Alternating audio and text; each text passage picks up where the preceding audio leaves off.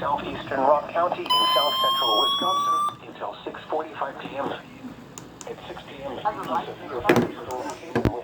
South central located near Sharon, 47 miles north of Poplar Grove, moving northeast at 55 miles. Tornado warning. Hazard, tornado. Source, radar indicating rotation. Impact, flying debris will be dangerous to those caught without shelter. Mobile homes will be damaged or destroyed. Damage to roofs, windows, and vehicles will occur. Tree damage is likely.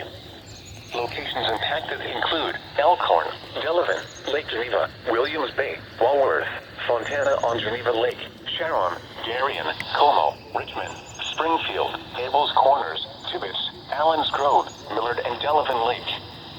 Take cover now. Move to a basement or an interior room on the lowest floor of a sturdy building. Avoid windows.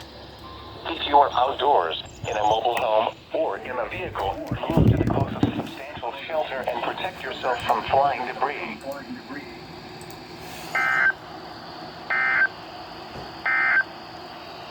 This is the NOAA Weather Radio WWG 90 in Janesville.